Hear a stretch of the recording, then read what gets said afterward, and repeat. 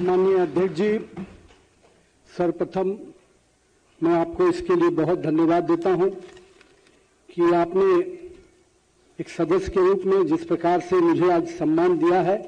और पूरा सदन जिस प्रकार से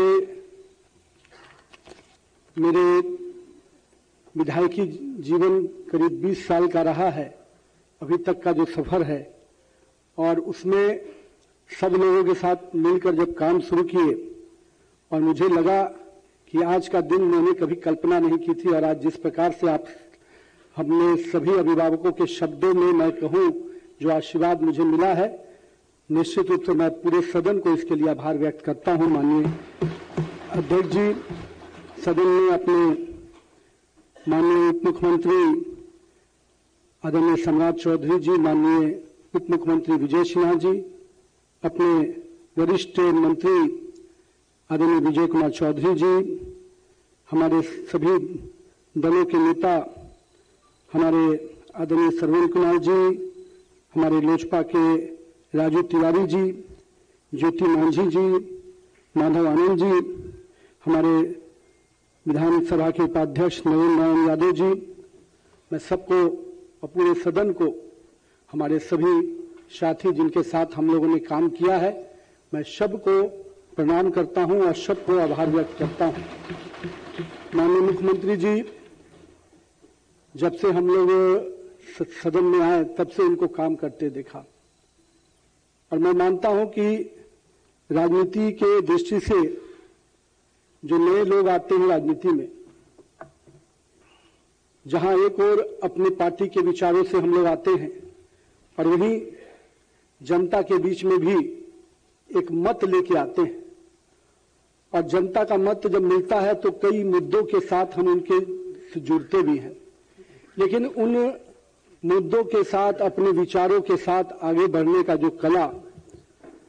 यहां पर सीखने को मिलता है इस सदन में आने के बाद, कि कैसे हम अपने विषयों को भी उठाए, अनुशासन की गरिमा को भी रखें, और साथ ही साथ ये भी कह सकते हैं कि अपने जनता की आवाज बनकर भी हम बैठे। तो कहीं ना कहीं इस पूरे तीनों विषयों को साथ में लेकर एक विधायक के रूप में हम यहां बैठते हैं, और यहां से सदन की भी गरिमा कैसे बढ़े इसकी भी चिंता करते हैं। मैंने मुख्यमंत्री जी को कई अवसरों पर देखा है। 2006 में मैं पहली बार विधायक बना अध्यक्ष जी, और तब से लेकर मुख्यमंत्री जी ने किस प्रकार से पूरे बिहार की छवि को, अभी चर्चा विजय चौधरी जी जिस शब्दों का कर रहे थे, हम लोग भी बिहार से बाहर जाकर पढ़े हैं, और उस पढ़ाई लिखाई करने के दौरान किस प्रकार के शब्दों का प्रयोग बिहार के लिए किया जाता था। 2005 के पहले का कालखंड मैं इस सदन में सत्ता और विपक्ष के रूप में नहीं, एक उस छात्र के रूप में बता रहा हूं जो हम लोग भी पढ़ते थे तो जब, और उस पूरे बिहार की उस छवि को उस समय से लेकर और आज जब हम 2026 में खड़े हैं तो कहीं ना कहीं लगता है कि अपना बिहार आज देश में भी अगर सम्मान पा रहा है तो कहीं ना कहीं हम लोगों ने पिछले 20 वर्षों में जो बिहार की छवि बदली है उसका एक बहुत बड़ा कारण है। माननीय प्रधानमंत्री जी ने मुझ पर भरोसा किया, पार्टी के काम करने के इन्होंने सिस्टम को हमेशा सम्मान दिया है, और मैं ये मानता हूं कि इस सदन में कई ऐसे हमारे पूर्व के वरिष्ठ नेता रहे हैं जिन्होंने बिहार को कई गरिमामय समय दिया, लेकिन कुछ लोग जो अभी साक्षात रूप से हमारे सामने हैं, जो नेतृत्व हमारे सामने हैं, जिनसे हमें प्रेरणा लेनी चाहिए। मैं कह सकता हूं कि देश के प्रधानमंत्री जी ने जहां सेवा के भाव से काम किया, वहीं माननीय मुख्यमंत्री जी ने सुशासन की प्रक्रिया को पूरी तरह से सरकार में रहते हुए कैसे हम ट्रांसपेरेंट सरकार दे पाए, ये छवि कैसे बने, उस परिस्थिति में जब बिहार निकल कर आया था और आज जिस परिस्थिति में हम बैठे हैं, मुझे लगता है यहां पर बैठे हुए सभी सदस्यों के लिए ये अपने आप में एक ऐसा नेतृत्व है जिससे हम सबको प्रेरणा लेने की हमेशा जरूरत रहेगी। ये सदन मेरे पिताजी के मृत्यु के बाद मैं भी सदन का सदस्य बना, और मैं एक बात कई अवसरों पर कहता हूं अध्यक्ष जी, मैं भी नहीं जानता था जब राजनीति में नहीं आया था कि एक व्यक्ति समाज में कितना बड़ा स्थान पा लेता है राजनीति में आने के बाद। जो भाव से जनता उसको देखती है, मैंने अपने पिताजी के जीवन को उसमें देखा कि लोग मेरे हाथों को पकड़ के मिलते थे, रोने लगते थे, तो मुझे लगता था कि मेरे पिताजी हैं, सामने वाला व्यक्ति क्यों इतना भावनात्मक हो रहा है। मैं नहीं जानता था कि उसकी भावना किस प्रकार से जुड़ी है, लेकिन मुझे लगा कि मैंने पिछले 20 वर्षों में हमेशा ये ध्यान रखा कि मेरे पिताजी की छवि के हिसाब से मैं हमेशा अपने आप को आगे लेके चलूं। और मुझे लगता है कि हमारे आज के सभी जनप्रतिनिधियों को ये बहुत आवश्यकता है हम सबके लिए कि हम जनता के साथ किस प्रकार से उस लगाव के साथ जुड़े, उस भावना के साथ जुड़े, ताकि जब हम नहीं भी रहे, हम जब हमारे काम की बातें हो उस समय भी हमारे प्रति उनकी वही भावना रहे। तो नहीं, हमारे राजनीति में एक सही रूप से सफलता तब मिलेगी जब हमारे नहीं रहने पर भी लोग उस रूप से हमें याद करेंगे। साथ ही साथ सदन की हर छोटी बड़ी घटनाओं का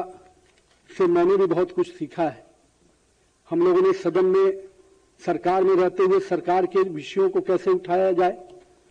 कैसे अपना काम विधायक के रूप में कराया जाए, और साथ में विपक्ष में भी रहे तो विपक्ष की भी जो गरिमा होती है उस गरिमा के साथ कैसे काम किया जाए। दोनों ही